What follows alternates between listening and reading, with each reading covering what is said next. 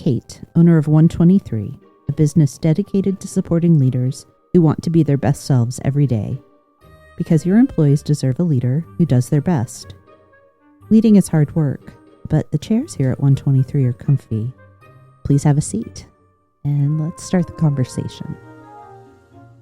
The title says it all. Employee-employer relationships are on thin ice.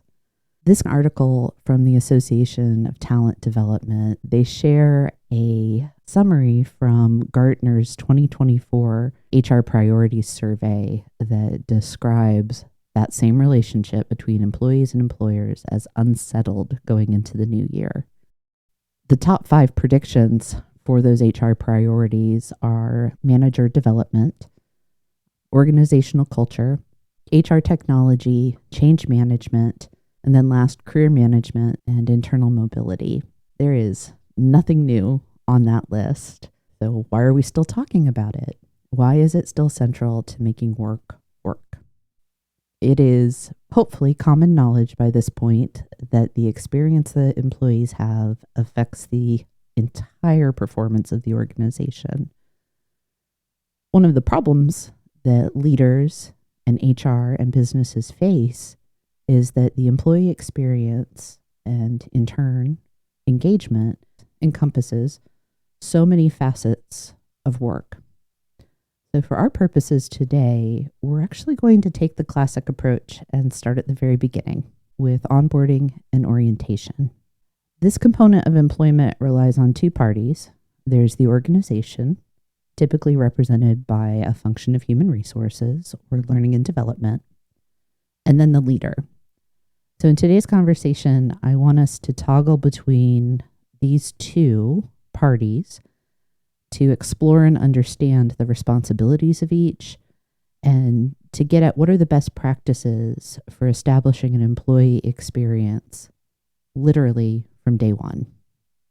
And for this conversation, I am joined by a former classmate, Maggie, whom I will allow to introduce herself in a moment, who is an experienced L&D professional, a lovely human being, crazy funny and whip smart. Maggie, welcome to the comfy chairs. Thank you, Kate. I'm so happy to be here.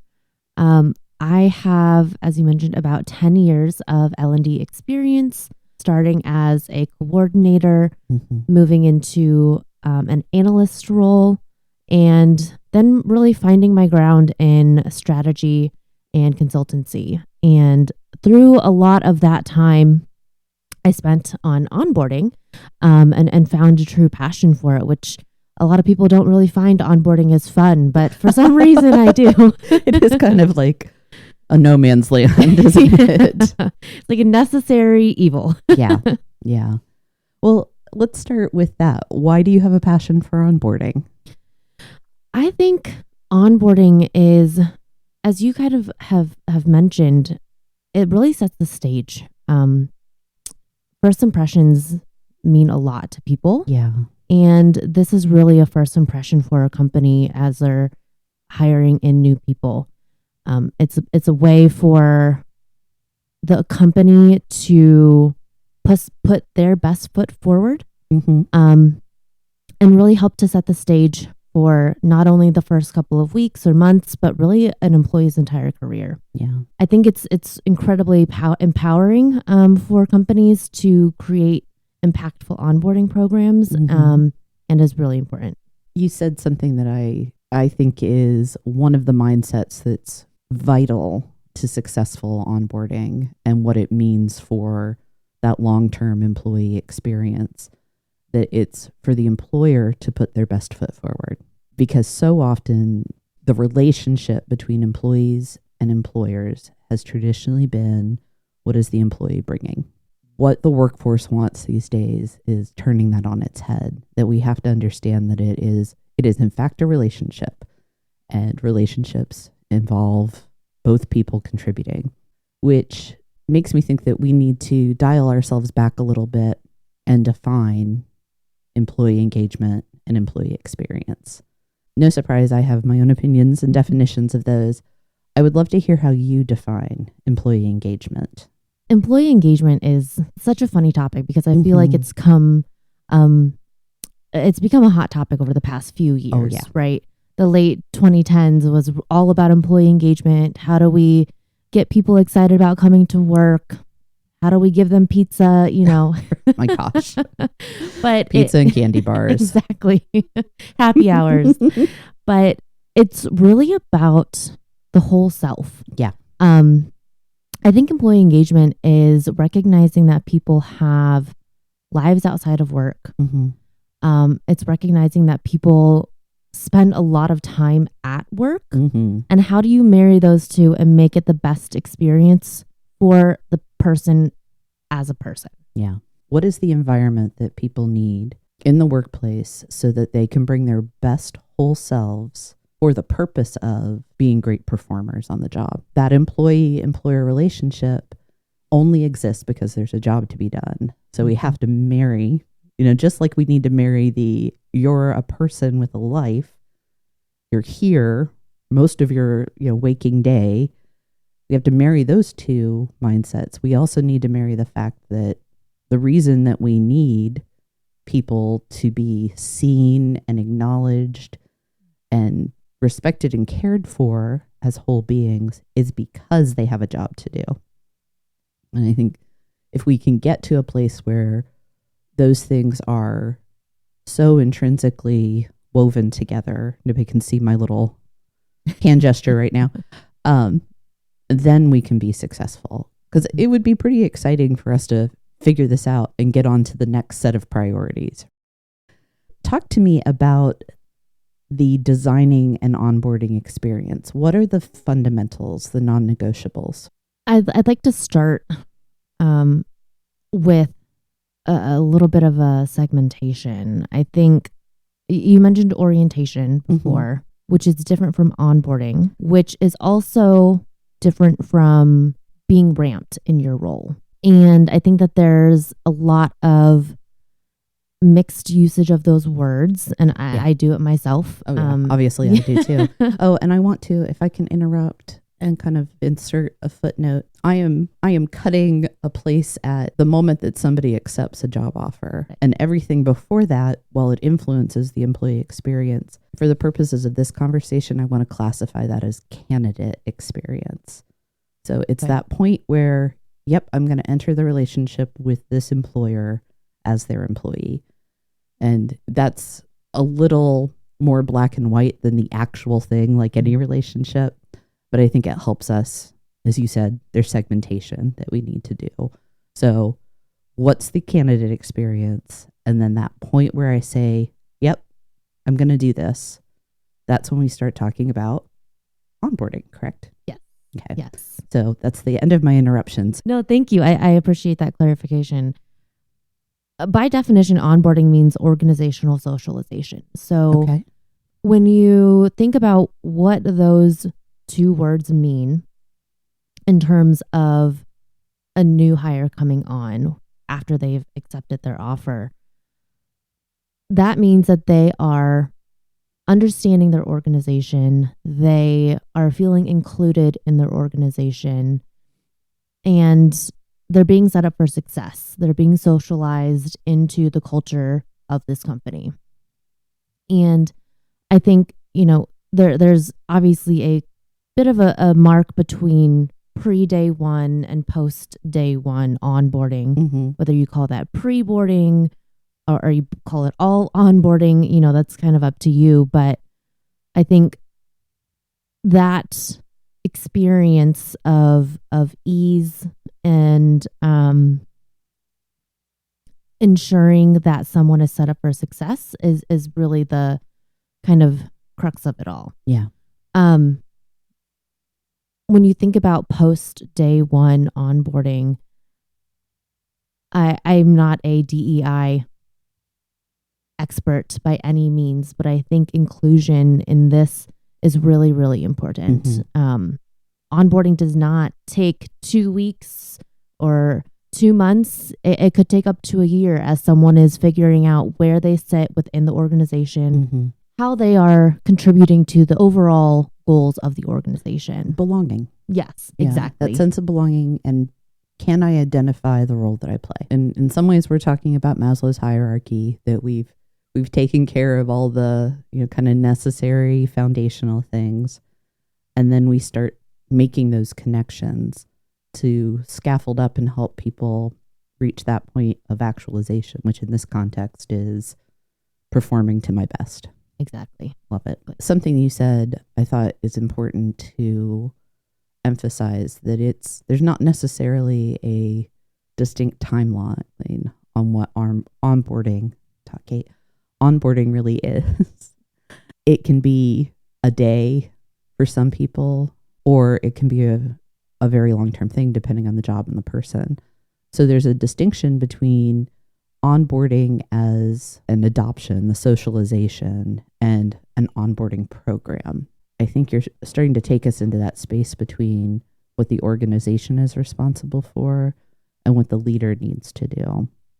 And I'm curious, given your expertise, what does good onboarding look like from that functional place? Then I'd like us to kind of bridge over and talk about, once the organization does its check, what do you look for leaders to know, do, and behave the ways that they should behave to facilitate that process for their new employee? Yeah. I think, as you said, there has to be some sort of time limit on an onboarding program. You can't just extend it on forever and ever. Onboarding programs from an L&D perspective is all about, what are those foundational things that everyone has to know? Then you have to ensure that people are being held accountable to using those resources, to operating in the right processes. And that really comes from the manager. So I think that's where that overlap lies. And then when you move out of an onboarding program, there has to be some sort of upskilling and ongoing coaching from a manager to continue to build one's skills from not just basic knowledge, average knowledge or average skill, to being a high performer or to figuring out gap areas. L&D does not obviously have the resources to do that for every single individual. And that's, I think, where the manager's, a really big part of a manager's role comes into play when you think about someone coming out of onboarding, is identifying those gaps and determining how do we help close those. Yeah, I think it's interesting, Maggie, you're talking about the first couple of those of Gartner's HR priorities. There's the leader manager development. Do they have the critical thinking? Do they have the knowledge of the employment life cycle?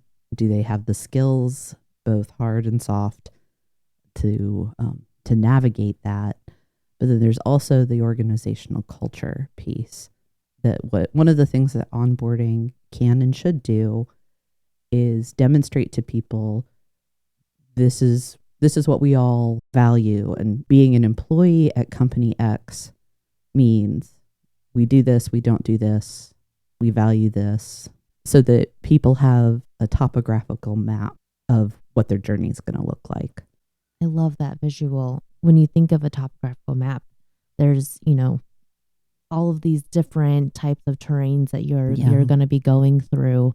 And I think that that's a great analogy for an employee experience.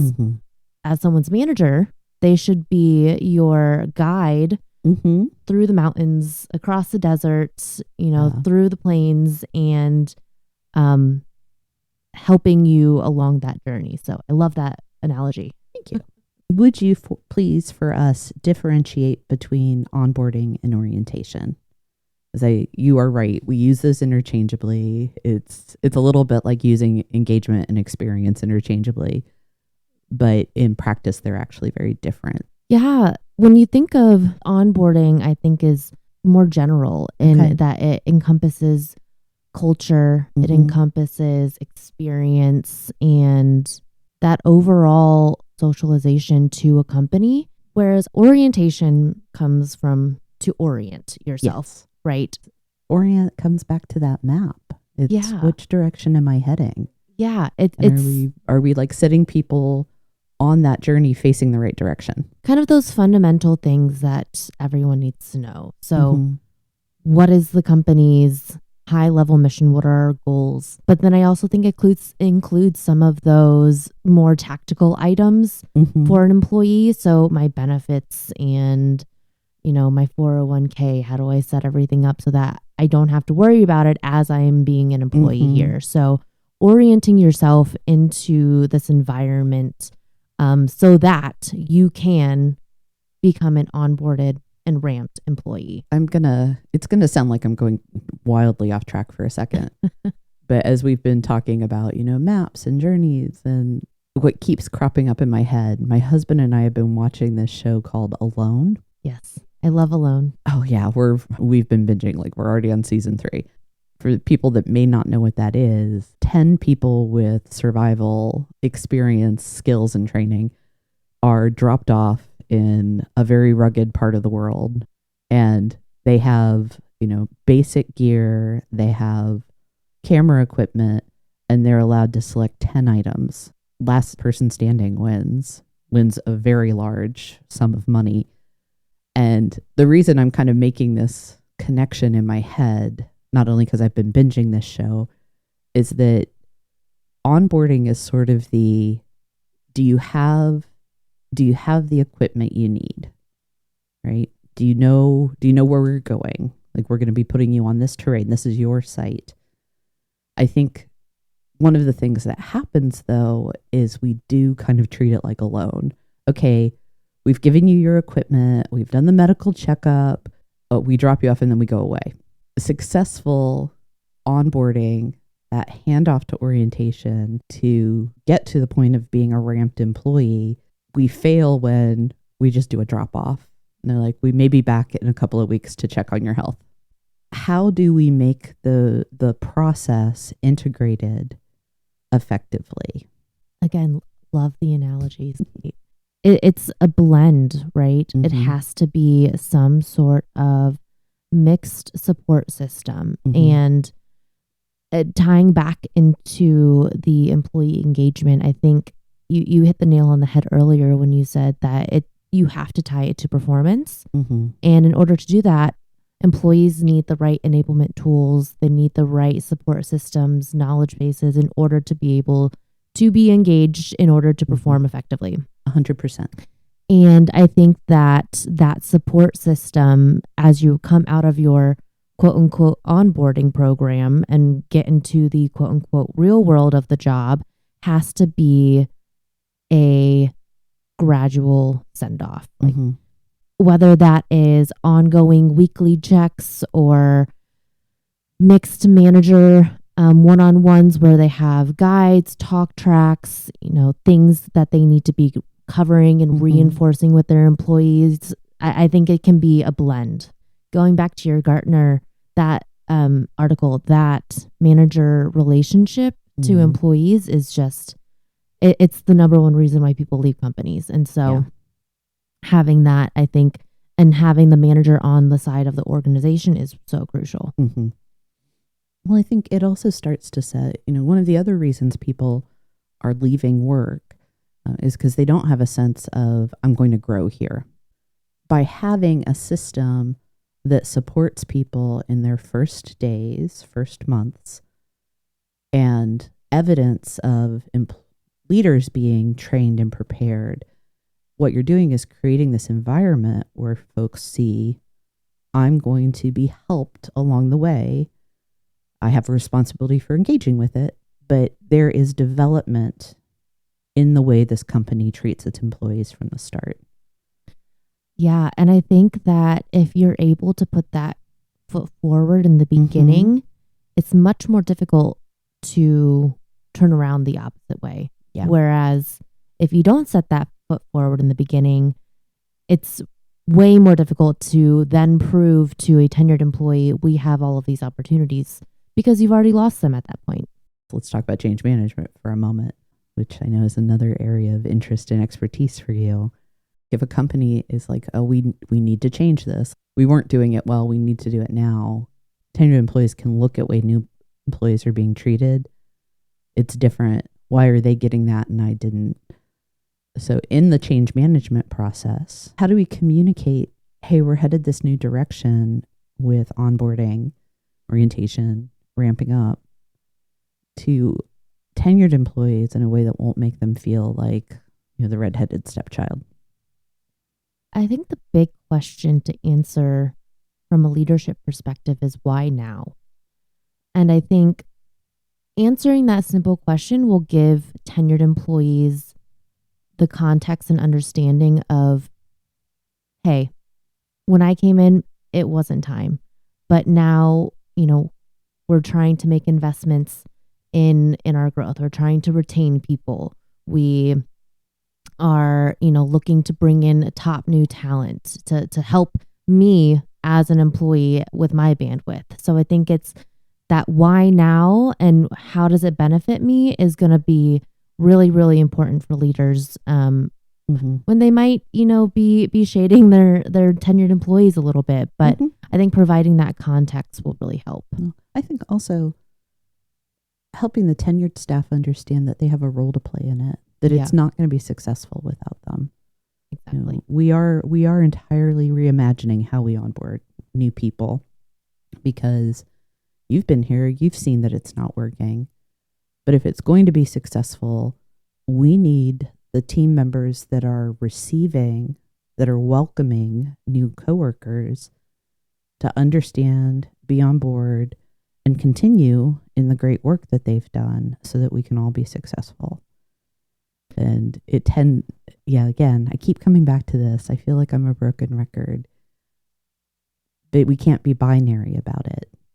That there has to be communication in those moments of making a change where people could feel left out, where we create this is for you as well in our communication. You are part of this. This is for you, and we need you in order to be successful. If all of these priorities are actually going to be there, if the thin ice is not going to melt or crack on us, if we're going to settle those relationships, one of the things that I think learning and development needs to do for leaders is start helping them be able to hold those two ideas together. It's something I've talked about before as having double vision. That I understand that onboarding is a program and a process. And I engage in the program at key points, but I'm managing it as a process. That onboarding is about the new employee, but it's also about my established team. So that I'm creating a team. I'm not just bringing somebody, new and shiny in. What are your thoughts on how we can help leaders get to that place where they're doing both? I think that's a really, really good question. I think of having a really clear vision for your team is going to help both tenured people and new people coming in feel like they're working towards a common goal. As a good leader, I think recognizing that people on your team have strengths and recognizing that new people coming in have strengths. And your job as a leader is really to make sure that these strengths are being used to their fullest potential in order to work as a team. So you get past the, norming stage and you are performing, and that is the ultimate goal, right? Having that kind of change management lens and bringing people through that process as, hey, I recognize you and I value you for what you bring to the table. I also recognize and value this new person and what they bring to the table. And I think that this is an area that they can help and an area how you can help them. You talked about having a clear vision for your team. Totally agree. I think you're exactly right. And how do people create vision? Well, isn't that the question? Isn't it though? Yeah. I think vision can come in a couple of different ways. Personally, I think vision can be in some ways short term. Yes. I also think vision can be long-term Mm-hmm. in a sense. Having some sort of clear actions and almost behaviors that you want people to exude is what I think makes a good vision, because without that, it's not attainable. No one knows how to do it. So I think having those behavioral aspects to a vision is really important. Maggie, one of the reasons I love you is you articulate things so clearly and with this great light touch. Yeah, I've said the same thing. You can have a short-term vision and a long-term vision. There's the organizational vision, the department, the team, the individual. And because I'm very particular about defining terms, in its broadest, a vision is a compelling picture of the future. That's what you're trying to do for your people. And there's creating the vision. I can see that picture and I can articulate it to people. But then there's managing the vision. And that's where we start to get into what is it going to take for us to get there? This is how we need to act now and what we'll need to act like when we get forward into that new. This is how we need to think about the work now and in process. And these are the new mindsets that will make that picture a reality. You also talked about strengths. And I think that is a great topic to get into because it does connect to how we get people socialized and acclimated. And it also plays such a role in that overall experience. So leading from strengths. Let's talk about that for a bit.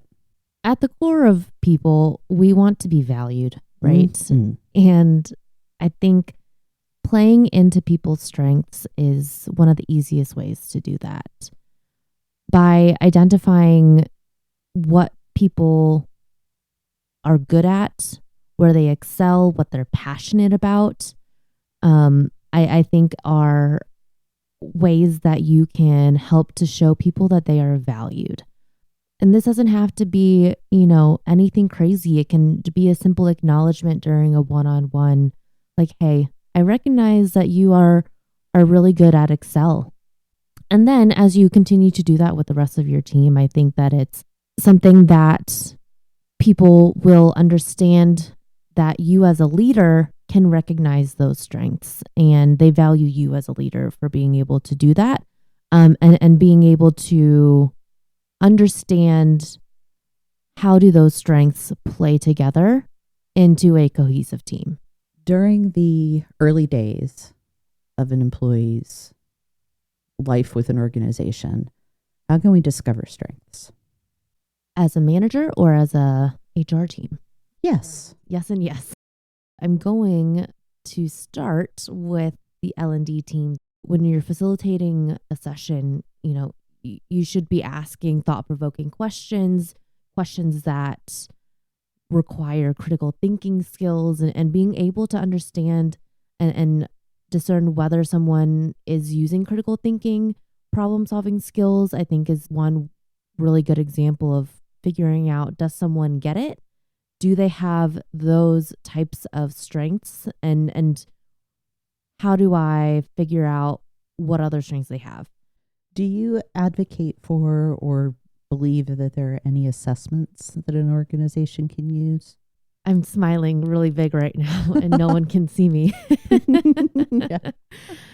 Assessments are such a hot topic. Yeah. And I think it really depends on what the organization is going for. If you're driving towards a really high performance bar that requires a lot of knowledge and skill, I think it does make sense. Okay. You have to make sure that you're doing the right type of assessments. There's the question of, are we using assessments in selection as part of the candidate process? There's also, once we've made the determination that we want to hire you, you join the team and we're going through and trying to get a richer understanding of strengths. Are there additional things that we need to understand about the individual, their preferences, their personality, their kind of default behaviors? There may be tools to use at that point. And I think it's also important that those types of tools be used in a greater context as well. Yeah. As you are socializing into a new team, not just understanding, oh, I am a green on the disc profile. Exactly. How does that relate to the other team members that I'm going to be working with, and how do we communicate better? So they're the type of assessments that can help us understand, does somebody have, the cognitive ability? Are they able to demonstrate a particular skill set or ability? And then there are the type of assessments that give us insight into those things that are less tangible. Like you mentioned, DISC. And I think what's important when we get beyond, you met the minimum requirement and we assess that through some sort of test or tool. Then when we're trying to talk about managing towards strengths, those tools, we have to be very cautious that we're not using them then as labels. Right. That the mindset is it's giving us a common language to talk about things like communication styles. So what does the organization do in terms of providing any tools that are decided to be relevant to the work? And then how is the leader making use of them? And it's not labeling, but as you said, being like, all right, I'm bringing Jane in, and how do I help Jane understand what this assessment is telling her about herself? And we're all using the same words and nomenclature for that. We have the same vocabulary.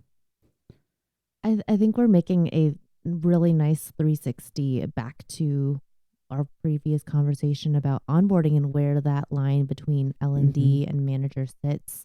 Yeah. And it's so apparent that managers are really, really the crux of this ongoing conversation, whether it's onboarding, whether it's these types of, personality or working style assessments.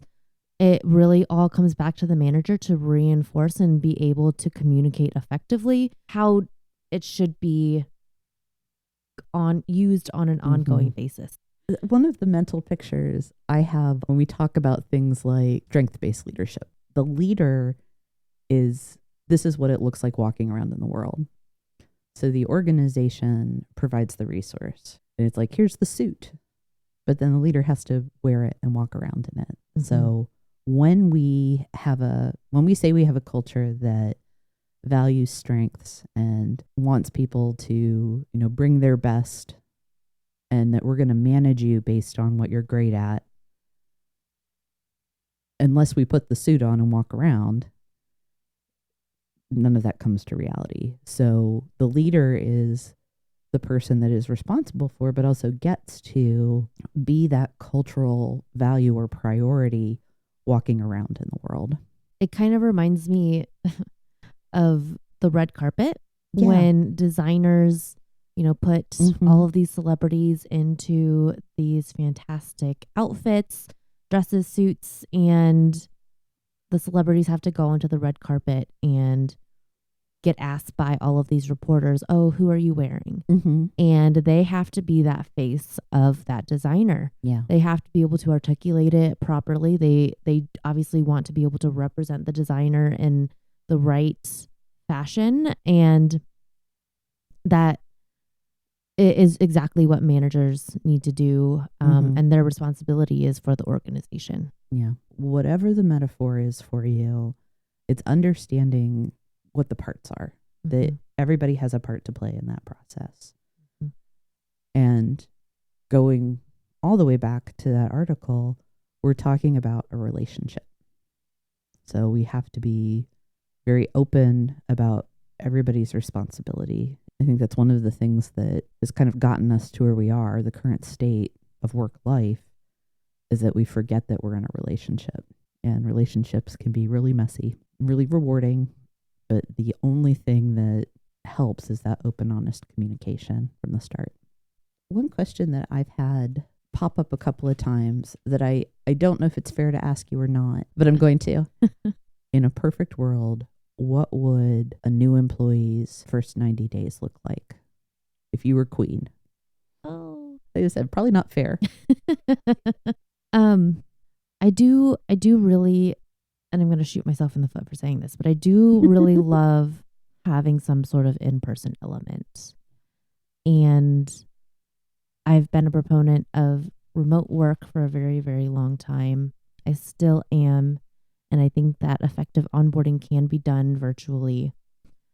However, I do think that there's something about meeting people in person is something that is powerful.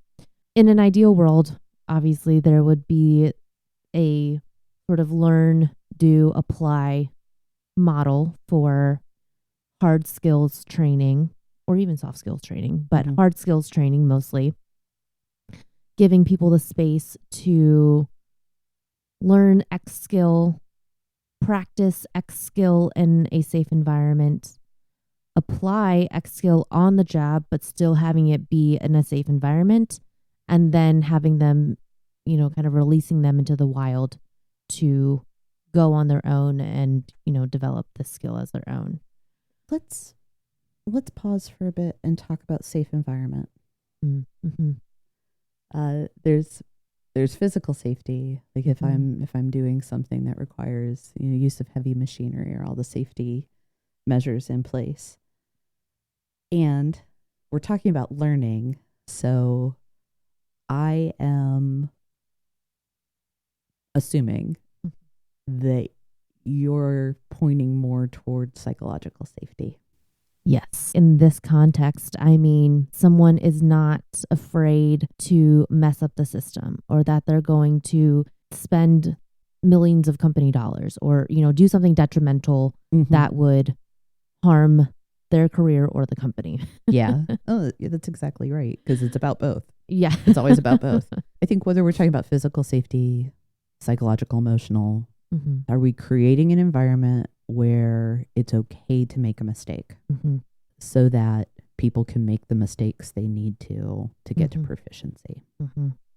So ideal world, we have a safe environment for people to learn, do, and apply, both in the classroom and on the line. Correct. So what would be the next thing in the perfect onboarding process program? I think that learn to apply is sort of cyclical. Okay.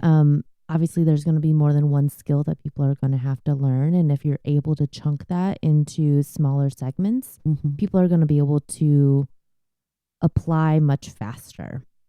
So if you're able to segment responsibilities for an individual and getting them to a place where they can apply one skill out of 10 and kind of hold off on the other 9, then you as an organization are able to put them into production doing that one skill while they learn the other 9. So I think that is one benefit of being able to chunk out that learn to apply into different competencies or skills. Yeah. I think from there, it's obviously, if you have these 10 skills, it's putting it all together. I think context is really, really important for people. And so how do these 10 skills, for example, come together into a holistic view of their role?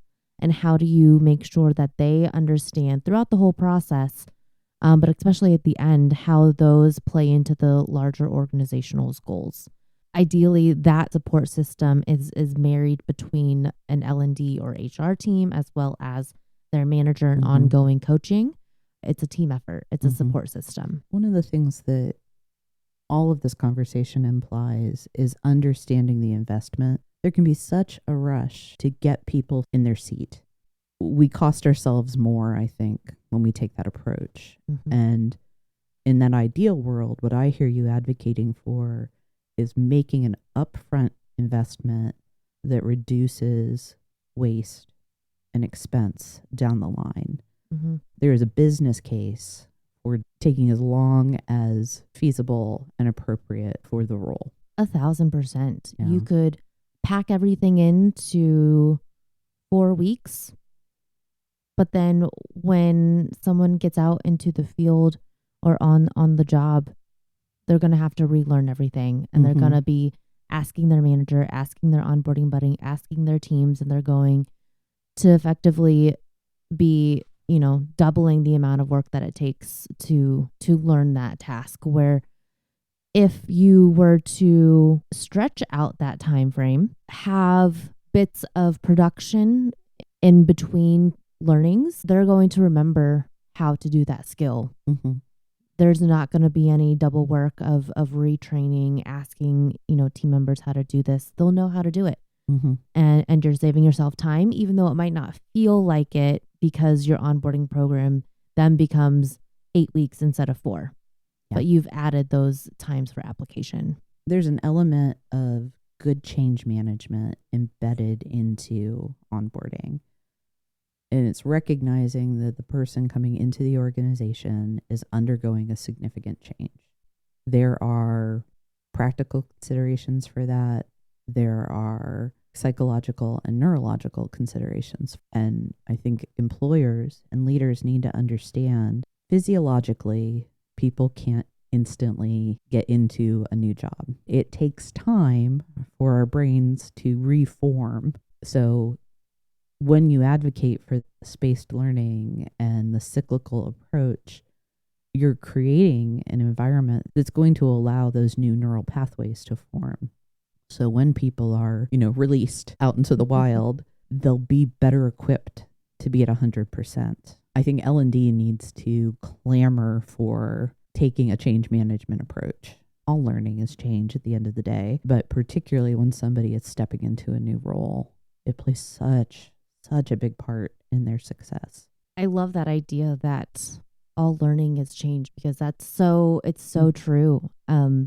That is the definition of learning, is changing behavior. And how do you do it? And treating all L&D as some sort of change management effort, I think, would really help learning and development professionals and organizations to better equip anyone going through this change of behavior, which is L&D. Yeah. We want people to be different at the end of a class. And frankly, leaders want their teams to be different at the end of a performance cycle. Mm-hmm. You want them to be better, producing more engaged, more satisfied.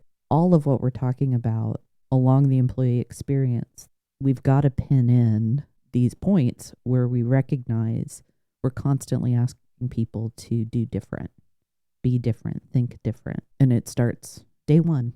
You're no longer an employee of company B. You're now an employee of company Q.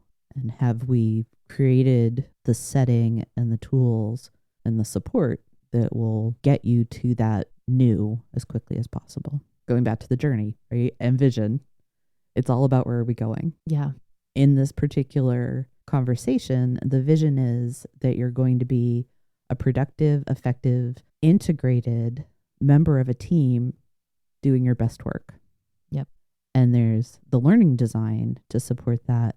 But then leaders also need to have that understanding that I'm not just boilerplating this and putting people through a production line. Going back to what you said of we've got to value the whole person. Yeah. The job isn't done when the program ends. Mm-hmm. And I think a lot of managers sometimes think that, okay, so this person's gone through this really awesome onboarding program. They're ready to go. Mm-hmm. I'll see them in a month. I'm done. Yep. Yeah. Great. L&D did all the work for me. And that's not the case. I love what you just said about, we have to cater to different styles, different types of learners. And a lot of that is in that learning design, whether it's, different modalities or different discussions. But you have to your point, remember that maybe even after all of those learning interventions, it's still not clicking for people. And so having that manager intervention after the fact, I think is something that we should remember, as that is a key part of the program, and it is very, very crucial because they might not have gotten it up until that point. Thinking about individualization, it can get wildly overwhelming very fast. And we are fortunate to live in an age of having a lot of new technologies that may make that not overwhelming. Do you think AI has a role to play in the onboarding process now and going forward? Yes, definitely. I think AI is going to have a play in pretty much every aspect of our life. Yeah, that was a like a softball question. I guess really it's what role can AI play in how we onboard people?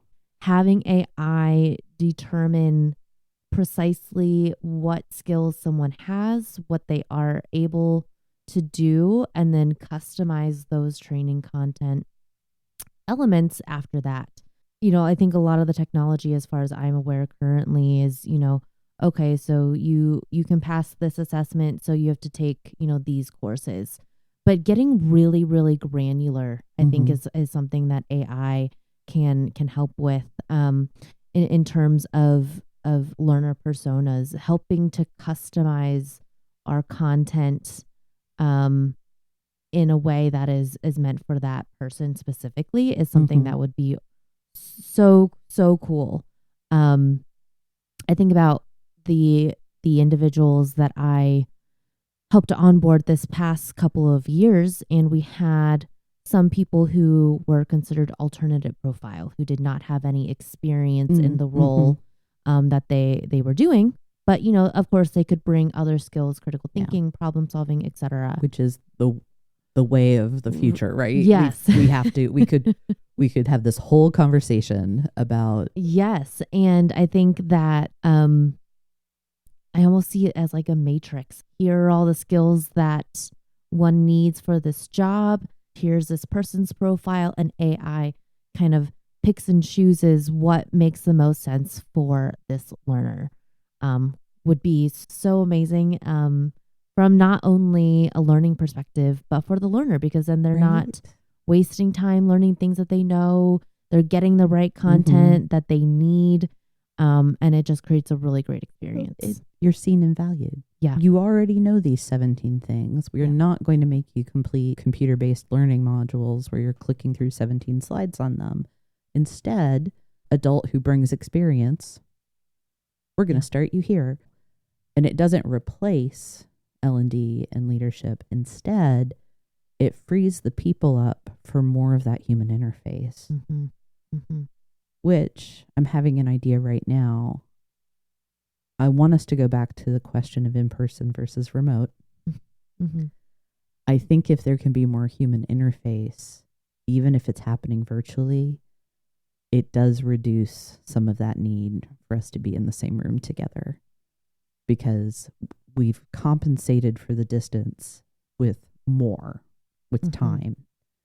And I do think that's one of the things we need to move toward, is freeing up the human, letting the AI do the grind, basically. Yeah. But it gives learning and development the chance to be human and support the person in that process of change.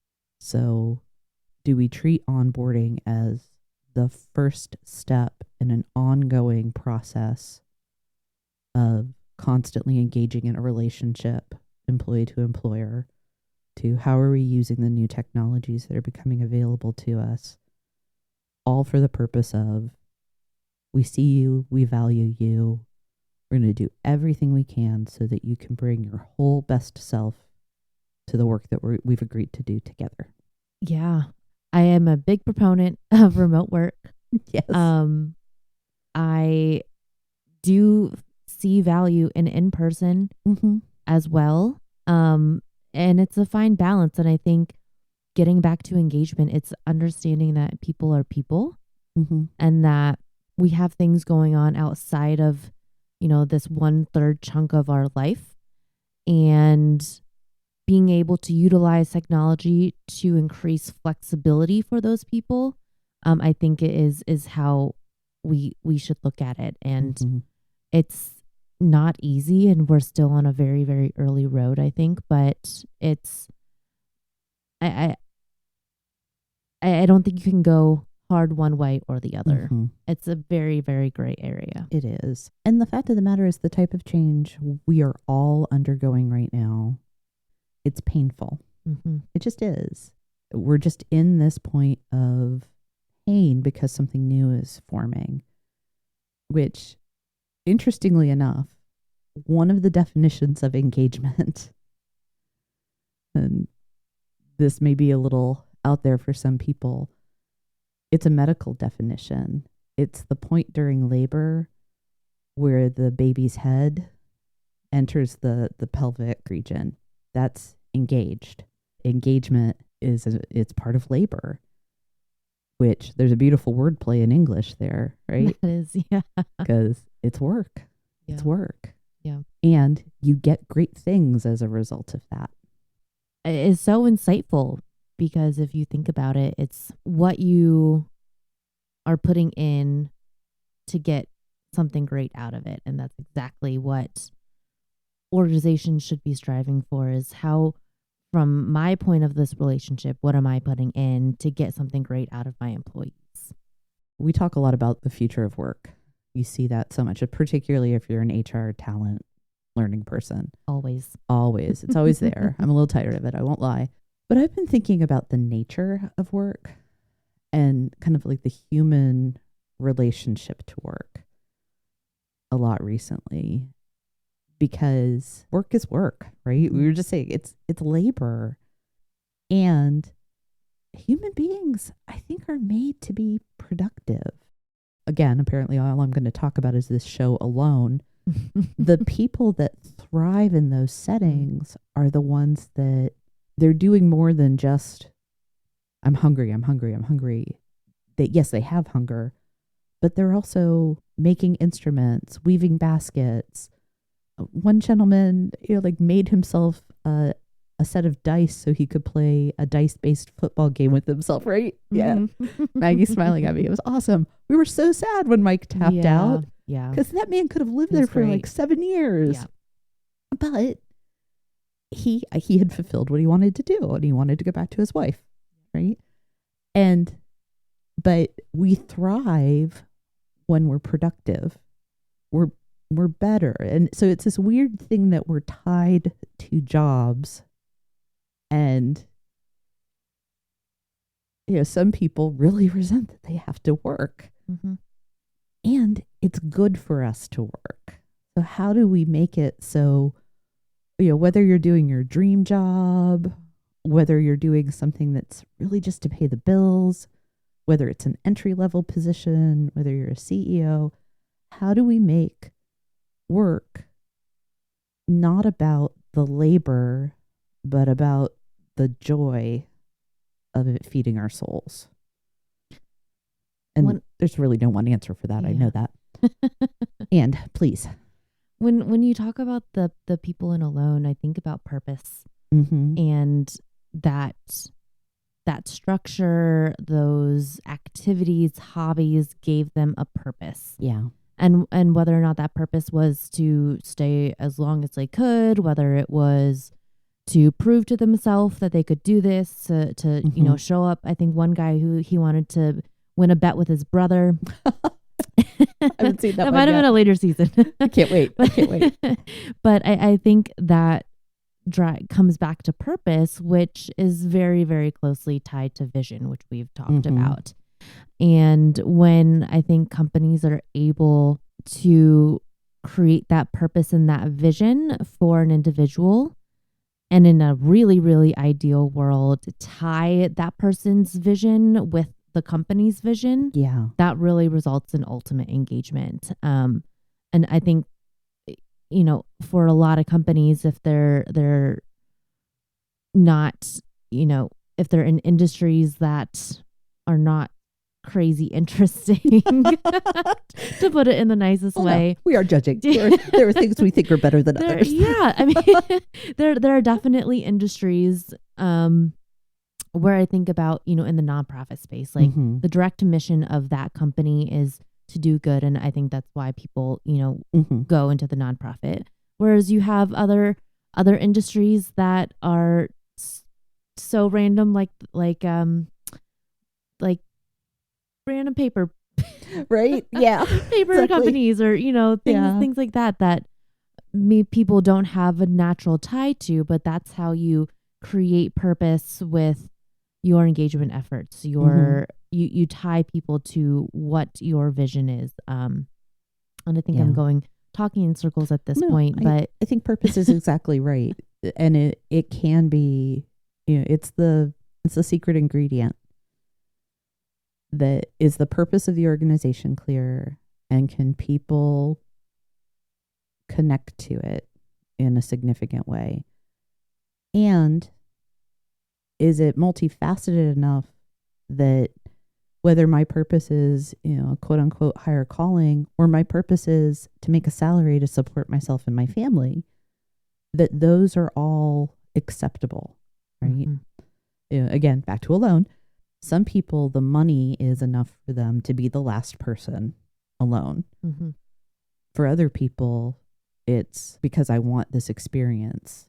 This is an important way to live for me. And when they stay connected to their purpose, they can be successful. And you also saw people whose purpose changed over time. And I think that's one of the things, if I continue to make this connection to the journey of being an employee, am I clear on my purpose? And when it shifts, do I reevaluate how it connects to the company? As a leader or as the employee? As an employee. Can you say that one more time for me? Yeah. So as an employee, if the mission is the thing that connects to my purpose, I'm here to do this great work. I see value in a nonprofit that is there to do good. My purpose aligns there. 10 years later, I've grown, I've had a family, my priorities and my purpose change to where my purpose is more financially driven because I have different priorities than I did before. And have I reevaluated as the employee, does what mattered to me still connect to what the company's there to do? And if the answer is no, what do I do about myself in that setting? Because what we can't do as employees is be disgruntled because the purpose no longer aligns. If I need more money, which is perfectly fine, and I'm working for a nonprofit that is always on a shoestring budget, I can't demand something that's not available. I've had employees before that their aspiration was X, but we did F. I will work with you as long as I can to help get you to X. But at a certain point, what you're looking for will no longer be available in this job. So are we agreed that there will come a point where if that still matters to you, if your purpose is still to go do this thing, that when that time comes that I can no longer support it, that we're going to part ways very well. And yeah, I think that's one of the things that if we're going to talk about purpose as a means to moving beyond labor to joy, moving beyond transaction to engagement, we have to be open to the fact that it may mean that people leave. I've learned this lesson over the past year or so. And the thing is that companies are entities that are doing what's best for themselves. And employees should treat themselves in that same fashion. Yes. And I think your example of a changing purpose is perfect for this because it just showcases that John Smith here has to do what's best for himself because his purpose has changed. And that's okay. And as a company, again, in this relationship of trying to better each other between employees and employers, I think that goal is okay. And being able to accept that people leave, but being able to prepare them for that leave and to be better when they leave is something that companies don't really think about too often. But if you're investing in your people and they're doing better, doing well in their role, they should also be doing better, doing well after this role. It's counterintuitive. Successful retention accounts for the fact that people will leave. And that starts from day one. It has to be baked into how we onboard people that if we want to be successful, employee, your success is our success. And that may not always happen within the four walls, physical or virtual, of this organization. And if it does go that way, it'll be bittersweet, but we'll celebrate it. I mean, to tie it all back to kind of onboarding, to your point that you just made, companies have to remember having only, 10, 15, 20-year employees is not necessarily a good thing, because that means you're stuck in change. And bringing in people will help to drive that change, which means you have to onboard them. That's exactly right. Yeah. What are some resources that are important to you in your practice, or that you think leaders need to familiarize themselves with? I am a huge proponent of design thinking. I think if leaders and L&D leadership professionals are able to not even go through the full design thinking process, but take elements of that methodology, thinking about how do you quickly prototype and make adjustments based on feedback, I think is really powerful in onboarding, in all types of L&D, but also in leadership. If you think about thinking from your employees' perspectives, what do they need? Where are they coming from? What are all of these different factors that are playing into their experience that are maybe outside of me? And then how do I help to problem solve that and be open with that process is something that's really important for leaders. Something I love about incorporating design thinking into your toolkit as a leader, it just implies like experimentation and playfulness, which can take some of the labor out of it. It lightens the load a little bit. Yeah. And I think it ties very closely into agile methodology as well. I think for leaders, having that transparency of playing around with different things, I think is important, because it shows that you are, one, willing to share your own vulnerabilities with your employees. But it also lets people know that, this isn't permanent, that there is potential if it doesn't work out, that there are options to change. Maggie, what is something that you want to make certain gets said around this topic in conversation? What's the thing that if I don't make certain you have a chance to say it, you'll resent me forever? Most important thing is the idea that onboarding is not just training. When I've developed really, really thorough, in-depth onboarding programs in the past, my solutions encompass a lot of different things. Obviously, the training, the modality is really important, but it's also the systems and tools. Is there something that needs to be put in place to enable these new hires to do their job? It's the onboarding buddy. How do you enable the onboarding buddies to do their job? How do you motivate them to spend time and coaching with their new hires? How do you enable the managers to do their job? So it's really this full ecosystem of training, of the people around, the systems, the processes, and it's going to be nearly impossible for organizations to get every single thing right.